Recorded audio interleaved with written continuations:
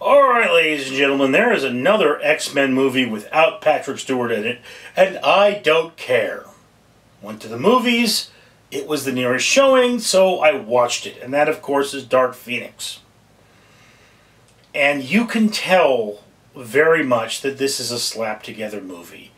It starts out with the X-Men having to go into space to save the space shuttle, and of course, you know, despite the fact that it takes thousands of people and technicians and technology, and it's very, very dangerous for regular humans to go into space, the X-Men just happen to have a ship that can be quickly retrofitted and go into space at a moment's notice. Why we are not using this ship to go into space because somebody had to build that thing for the X-Men, I don't know. But the raw stupidity of just the first act of this film, it makes me want to hurl something at the screen. I mean, they're not using their X-Men powers to get into space.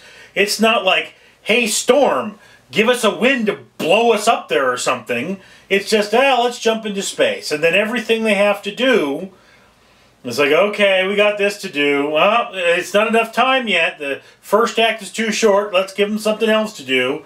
All right, we give them that. And then, of course, the Phoenix Force, as everyone is known, jumps into Jean Grey, despite the fact she's already shown the Phoenixness.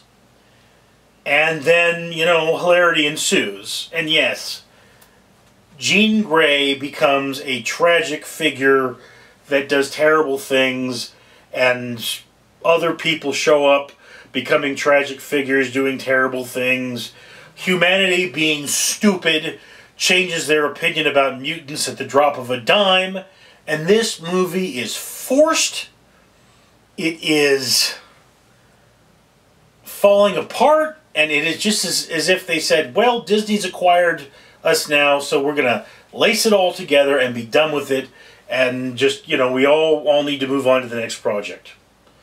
So yes, again, I mean, look, Xavier was always supposed to be an old man, so I'm never going to forgive them for getting rid of Patrick Stewart. I mean, I don't care if they change the other X-Men. I really feel Stewart could still play Xavier. But that's just me, and I understand I have to enjoy the movie otherwise. But McAvoy doesn't bring the gravity to the situation. And, you know, you're not with him the way you were with Stewart.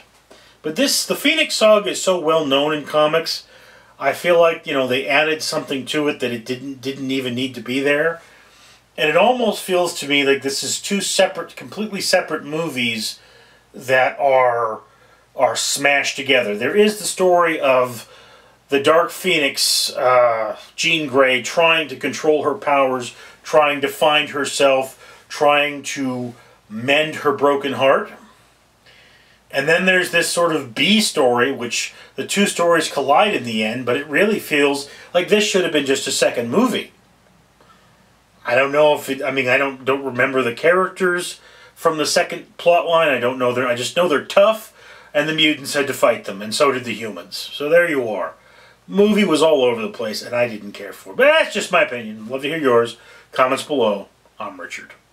Hello folks, I'm Fred the Facehugger, reminding you to like and comment on this video. Subscribe if you haven't already, because if you don't, Random Street Theater might not be around forever.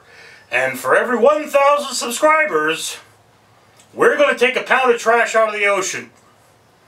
We don't have that many yet, so get subscribing, tell your friends, or I facehug you. Mwah!